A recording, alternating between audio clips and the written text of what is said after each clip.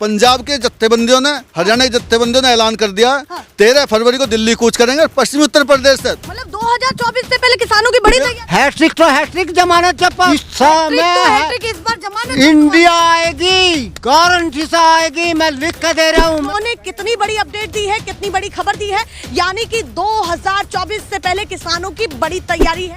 और ये मंदिर गा रहे हैं, राम मंदिर। तो मंदिर मेरी सुन ले बहन जी, हाँ। भूखे भजन ना हो गोपाला, या ले अपनी कंठी मार।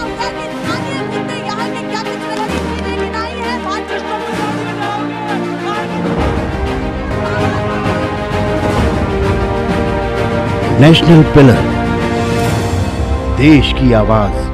नमस्कार, बहुत स्वागत है सभी दर्शकों का।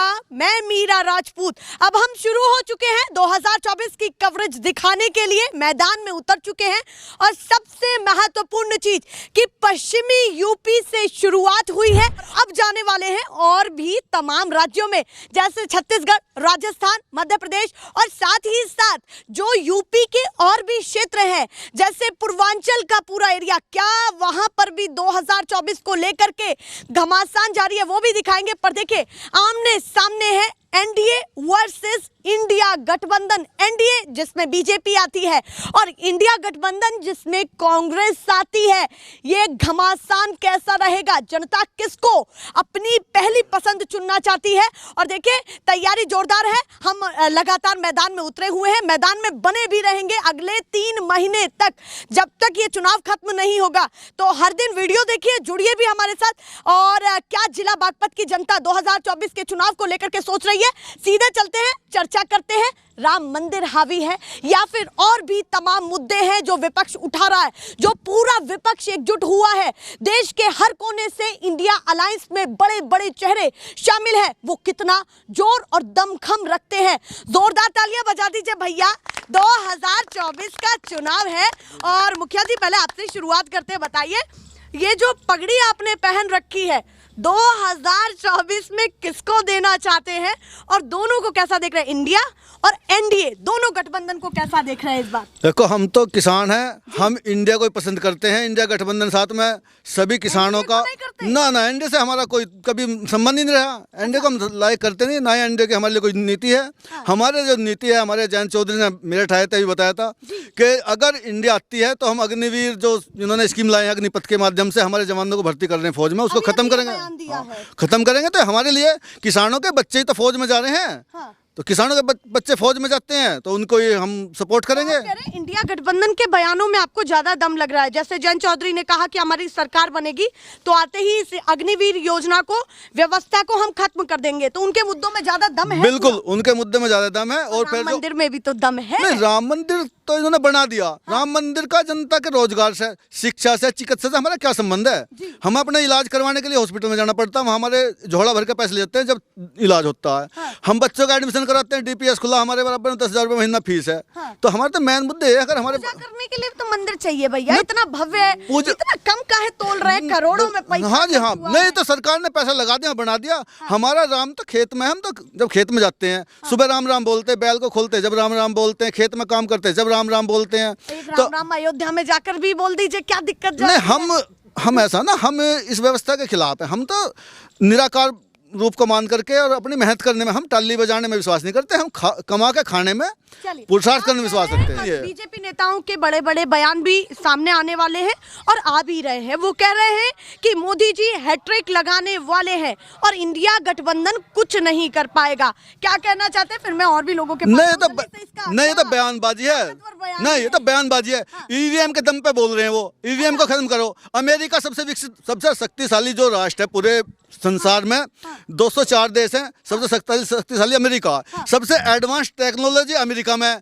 वहाँ पे बैलेट पेपर से चुनाव होते हैं, वहाँ पर ईवीएम से नहीं है, तो उसको पेश करो। ये जो बोल रहे हैं ना हम हैट्रिक लगाएंगे, तो ईवीएम में धांधलेबाजी करके उस कारण लगा सकते हैं। अगर ये बैलेट पेपर चुनाव होंगे तो हारेगी एनडीए सर जो है। मतलब अभी भी शक है आपको ईवीएम पर? बिल्कुल शक है। यूपी की जनता को अभी भी शक है। यूपी की जनता को पूरा शक है। पूरे देश में यही है, इसी के बल पे जीत रहे हैं, इसी के बल पे तानाशाही करते हैं। केवल विपक्ष के लोगों को शक है? ये नहीं, मैं विपक्ष के पूछना धने था, हम तो क्योंकि अभी अभी ये भी कहा कि कांग्रेस के एक बड़े नेता ने कहा कि 14 राजनीतिक दल मिलना चाहते हैं चुनाव आयोग से, चुनाव आयोग समय नहीं दे रहा, और ये खबरें सर चढ़ करके हर दिन बोल रही हैं, हर दिन उन पर डिबेट्स हो रही हैं कि ईवीएम पर विपक्ष इतना सवाल क्यों उठा रहा है 2024 से पहले। नहीं, पहले से उठाते रहे इस पर, लेकिन सुनता नहीं। तो चुनाव आयोग भी तो अब इन्हीं के अंडर काम करता है। देखो, जब सत्ता होती है, सभी को पता है, इंदिरा गांधी के टाइम से भी चुनाव आयोग को कंट्रोल यही करते हैं, अपने दबाव बना करके अधिकारियों से। और ईवीएम जब से आई है तब से कहीं ना कहीं इस पे उसी दिन से विवाद है, उसी दिन से इस पे विवाद किया जा रहा है। मतलब आप कह रहे सरकार किसी की भी रही, ईवीएम पर पहले से विवाद रहा। कांग्रेस भी जब भी विवाद रहा, लोगों ने जब भी ऑब्जेक्शन लगाए, लेकिन सुना नहीं गया। न जब कांग्रेस ने सुना और ना भारतीय जनता पार्टी सुन रही है। इसमें कहीं ना कहीं हमने वोट डाला, हमें पता ही नहीं कहाँ गया, हम कैसे मान लें? जो हम डालते बैलेट पेपर से, वो हमने पता इस पे लगा करके हमने इस बॉक्स में डाला है, और जो हमारा एजेंट होता है वो गिनवाता। अब ना तो हमारे एजेंट को पता कहाँ तो गिनती हो रही है उसकी, कहाँ वो जा रहा है, ना हमें पता। अभी भी पुष्टि नहीं है, आपको पूरी तरीके से शंका दिख रही है। हाँ जी, हमें पूरी शंका है। बटन दबाएंगे पर आपको क्लियर नहीं हमें पता ही नहीं लगता। हम तो बटन दबाते हैं, पता नहीं कहाँ गया। तो 2024 से पहले क्या चाहते हैं? जल्दी हम से बताइए। 2024 से पहले, हाँ जी हाँ, 2024 से पहले चाहते हैं कि भारत सरकार इस पर संज्ञान ले, चुनाव आयोग खासकर, और ईवीएम को खत्म करके। हाँ जी, अब हाँ, चुनाव आयोग जो है और सुप्रीम कोर्ट भी से संज्ञान मिले, क्योंकि सुप्रीम कोर्ट चाहेगा तो तुरंत हो जाएगा। और ये ईवीएम मशीन हटा करके बैलेट पेपर से चुनाव देश में होने चाहिए। हमारा न्यूनतम समर्थन मूल्य पर कानून नहीं बढ़ा। इस मोदी ने माफी मांगी, हाथ जोड़े और बोला कि मैं तुम्हारे लिए कानून बनाऊंगा न्यूनतम एमएसपी पर, यानी कि आपकी एमएसपी पर खरीद होगी। ना ही तो हमारा गेहूं खरीदा जा रहा है, ना ही हमारा और सामान खरीदा जा रहा है, और फसलें सभी का आपको अभी ऐसी सेम कंडीशन है पहले आंदोलन में थी। और पंजाब के जत्थेबंदियों ने, हरियाणा के जत्थेबंदियों ने ऐलान कर दिया 13 फरवरी को दिल्ली कूच करेंगे पश्चिमी उत्तर प्रदेश से। मतलब 2024 से पहले किसानों की बड़ी तैयारी है। 13 फरवरी को पंजाब के अमृतसर से कूच होगा। सिखों की जत्थेबंदी करेगी, हरियाणा उधर सपोर्ट करेगा, गाजीपुर बॉर्डर पे पश्चिमी उत्तर प्रदेश से उतनी तादाद में, उससे 3 गुनी तादाद में किसान आंदोलन करने के लिए गाजीपुर बॉर्डर पहुंचेगा 13 फरवरी। चलिए भैया, एक बहुत बड़ी अपडेट भी पता चली है, वो इन्हीं से पता चली है। और देखिए ये भारतीय किसान भैया, देखिए भारतीय किसान यूनियन जो कहीं ना कहीं एक बहुत बड़ी छाप रखता है पश्चिमी यूपी में, उन्होंने कितनी बड़ी अपडेट दी है, कितनी बड़ी खबर दी है कि 13 फरवरी को राजधानी में, देश की राजधानी दिल्ली में कूच की जाएगी। यानी कि 2024 से पहले किसानों की बड़ी तैयारी है, जो उन्होंने कैमरे पर बोला है। आपके पास भी आती हूँ, वैसे तो पूरा जोर लगा रही हूँ मैं कि पता चले आपके मन की बातें। थोड़ा सा आ जाइए, इधर आ जाइए। आप बताइए, आपने तो दोनों सरकारों को देखा है, इस बार किसको घाट घाट का पानी पिलाना चाहते हैं और क्या करना चाहते हैं, किसको पसंद कर रहे हैं? नाम बताइए। पहले तो हम किसान हैं जी, और किसान हिंदुस्तान कृषि प्रधान देश है। बिल्कुल। नेताओं से ये पूछने वाले हैं कि किसान की जो आमदनी दुगनी करने का वादा किया था सरकार ने, हाँ, उसमें सरकार ने आमदनी में फसल का रेट तो बढ़ाया ना, जो उसमें खाद दवाई लगे हैं उनके रेट दुगने हो गई। मतलब आप कह रहे हैं लागत दुगनी हो गई पर आय दुगनी नहीं होगी, चोरी भी हो गई। अच्छा, चोरी भी खाद हो का कट्टा पहले 50 रुपए का आता था यूरिया का, उसका रेट जो है 50 किलो का आता था, उसमें जो 45 किलो कर दिया। यानी कि हमारी खाद में भी चोरी हो रही है और किसान कमावे है, सारे देश का पेट भरे है। और ये मंदिर गा रहे हैं, राम मंदिर। मेरी सुन ले बहन जी, भूखे भजन ना हो गोपाला, या ले अपनी कंठी माला। जब पेट ना भरेगा तो राम ना पेट में आके बढ़ेगा। राम जब ही याद आवे है जब हम खेत में हल चलावे हैं, ले राम का नाम। जब फसल टावे लो राम का नाम। जब फसल बेचे हैं तो ले राम का नाम। और जब हम फसल लेकर जावे हैं तो लुट जा किसान, जा अपने घर ने कर अपना काम। आपने ये कहा कि भूखे भजन ना हो गोपाला, और ये लो अपनी कंठी माला। भूखा कोई भी, जब देश का किसान मजदूर भूखा है और राजनीति, पर सरकार ने तो पूरा प्रयास किया आपको खुश रखने की। हम सरकार ने यो प्रयास करा तुम्हारी आमदनी दुगनी कर देंगे। दुगनी आमदनी तो हुई ना, फसल और चढ़ गए। चलिए ये बताइए, आप राम मंदिर को लेकर के इतना विरोध में क्यों है? आपने पहली चीज बोली कि राम मंदिर को लेकर के ये गा रहे हैं, तो उससे तो आपको खुशी होनी चाहिए ना मन में। राम मंदिर से हमने बहुत खुशी होनी चाहिए, जबकि ये राम का नाम लेकर न्यू का एक विवाद खत्म हो गया, मस्जिद को भी जगह मिल गई और मस्जिद उससे हमें कोई लेना नहीं। हम तो राम के भक्त है। जब तड़की ना उठ कर हल जोड़ रहे जी, हल चलावे, ले भैया राम का नाम, बैल चल देते, राम का नाम लेते ही बड़े हाँकने ना पड़ते। जब हल पे हाथ धरे न्यू कहे ले राम का नाम, तो बड़े समझ जाते। अब भगवान ने कह दिया चल खेत बो, इसमें फसल, इसमें फसल होगी। वो फसल जो होगी वो ही राम है। वो जो पेट भरेगा तो इंसान के खुद राम याद आ जाएगा। जब भूखा रहेगा तो सब भूल जाएगा। चलिए, अभी वो कह रहे हैं कि वो राम का समय लौटेगा और सबके साथ न्याय होगा, और अब मंदिर बन चुका है, उद्घाटन होने वाला है, दूर दूर से बड़ी तैयारियां हो रही हैं। 2024 से पहले एक बहुत बड़ी चीज अपने आप में भी है। आपको क्या लगता है कि ये मुद्दा चुनाव में कितना हावी रहने वाला है? चुनाव में राम मंदिर का मुद्दा कोई नहीं है। मुद्दा राम का जो है वो है हर आदमी के दिल में। अगर राम दिल में है तो राम दिल में है तो राम का मुद्दा है। अगर आदमी ने बना के मूर्ति, भगवान ने, राम ने हमको बनाया, हमें राम ने ना बनाया। राम की मूर्ति बना रहा, इंसान बना रहा उन मूर्ति जिनकी। अब मेरी बहन जी एक बात और सुन लो, किसान का मेन मुद्दा है उसकी फसल। आज तक कोई ऐसा हुआ 3 महीने हो लिए मिलों ने चलते, आज तक फसल का कोई रेट नहीं, बढ़ने का तो नाम नहीं है जी। मतलब खाद और दवाई पर रेट बढ़ा रहे हैं, जबकि चीनी जो है वो इस वक्त जो है इतनी इस पे है कि अगर ये 500 का रेट दे तो भी किसान के लिए थोड़ा है। उससे जो है तुम्हारा पेट्रोल भी बन रहा, इथेनॉल, उससे तुम्हारी जो है शराब भी बन रही है। मैली से जो है मैली से जो कागज बन रहा है। मतलब आप कह रहे हैं कि एक ऐसी खेती होती है जिससे अलग अलग तरीके के आइटम्स तैयार हो रहे हैं, पर आपके गन्ने के दाम वहीं अटके हुए हैं, जिससे पूरा पश्चिमी यूपी प्रभावित होता है। पश्चिमी यूपी पूरी की पूरी बेल्ट जो है वह गन्ना बेल्ट है। ये क्या करें, कभी बता दिया आपने, शोर मचा के पूरे देश ने विदेशों तक भी बता दिया आंदोलन करके। और हमने आंदोलन करा, 13 महीने रहे, 700 के करीब अपने प्राण दिए। ऐसा संवेदनशील इंसान होना चाहिए प्रधानमंत्री की कुर्सी पे बैठा हुआ हो। अगर एक भी आदमी, और वो जो अन्नदाता, तो उन्होंने जिन्होंने माफी मांगी, लेकिन आज तक जो किसी किसान के लिए न्यू नहीं किया। वहाँ एक कुत्ता भी मर जा अडानी अंबानी का तो उस पर भी शोक जतावे है। उसके घर एक बच्चा पैदा हो जाए तो उनने भी देखने जावे है। और किसान 700 मर गए। ये इतनी संवेदनहीन प्रधानमंत्री, और फिर भी न्यू सोच रहा तू हैट्रिक लगाओगा। हैट्रिक तो हैट्रिक, जमानत जपत। अच्छा, इस समय इस बार जमानत इंडिया आएगी, गारंटी से आएगी, मैं लिख कर दे रहा हूँ। मैंने इंडिया को प्यार ज्यादा, मैंने सन 60 में MSc AA करा था। मैंने उसके बाद भी एक नारा दिया था, चौधरी चरण सिंह ने, हरित क्रांति लाओ, भूखा देश है, अन्न उपजाओ। किसानों ने अन्न भर दिया। चौधरी लाल बहादुर शास्त्री ने एक नारा दिया था, देश बचाओ, जय जवान, गन्ना फसल उगाओ, जय किसान, जय जवान जय किसान का नारा दिया था। किसान ने, जवान ने। ये वो पुरानी लाठी बोल रही है जिसने वो समय देखा है हरित क्रांति का। मैंने वो समय देखा है जब देश भूखा था। आज भंडार भर रहे हैं, आज ये फ्री नाट बाज रहे हैं।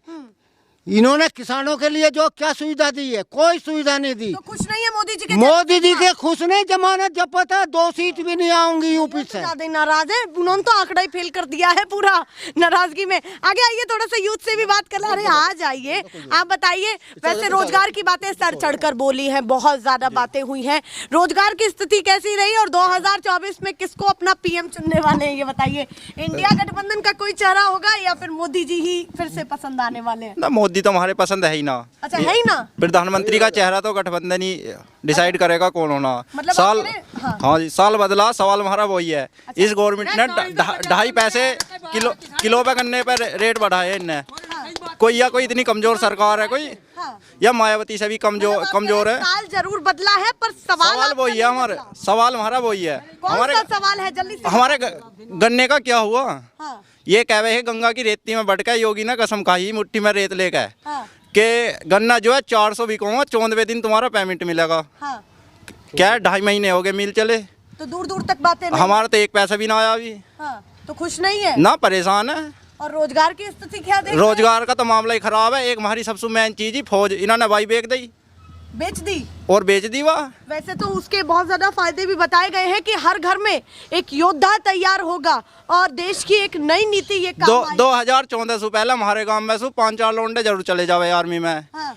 एक गया है। अच्छा, इस बार? हाँ, और वो भी आलेगा 4 साल पीछे, और वो आके करेगा के वे ये बदमाशी करेंगे यहाँ के।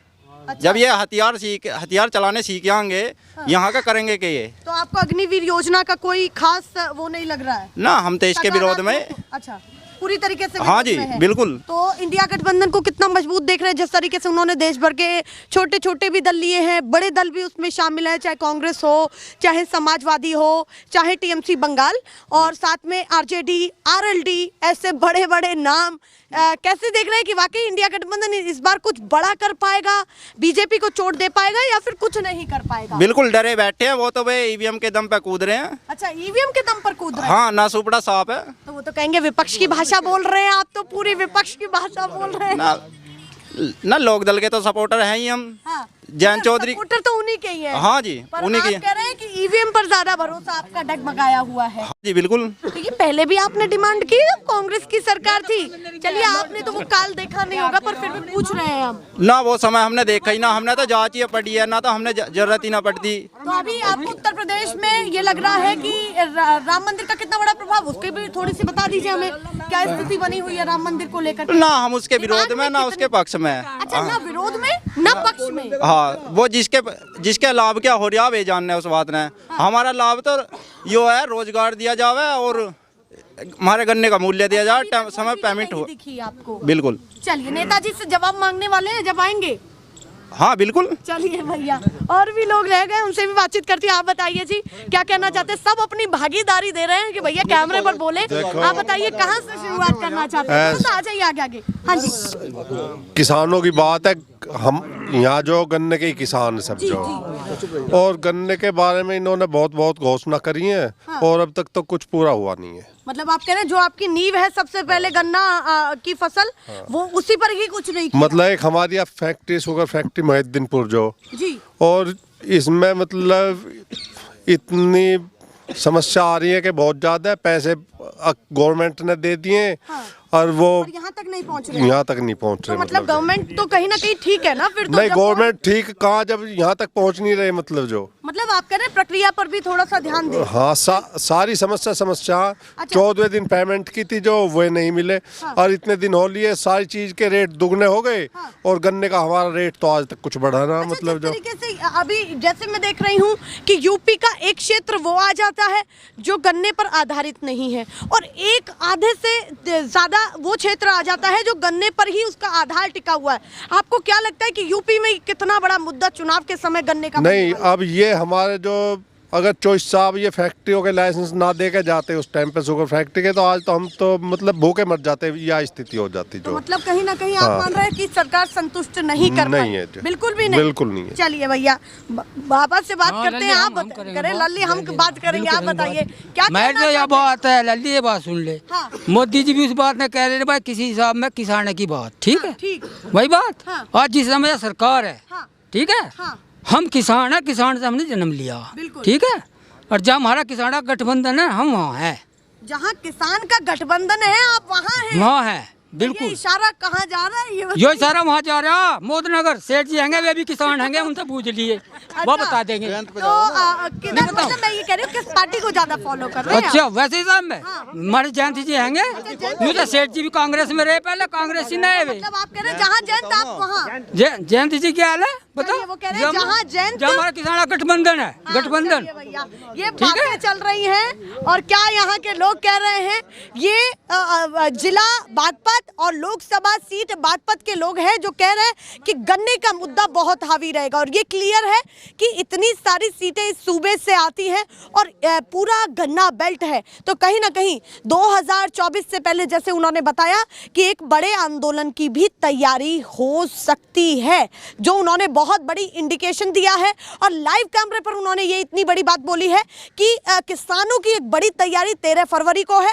देश की राजधानी दिल्ली में कुछ बड़ा होगा। ये चीजें हमें तब पता चलती हैं जब हम ग्राउंड पर आकर के देखते हैं कि किसान क्या कर रहे हैं। अभी तक राजनीतिक पार्टियां ये आकलन लगा रही हैं कि राम मंदिर के नाम पर वोट हो सकता है या फिर रोजगार के नाम पर हो सकता है, पर आपको क्या लगता है कि किसान भी तैयारी नहीं कर रहे होंगे? ये तो इन्होंने यही बता दिया है।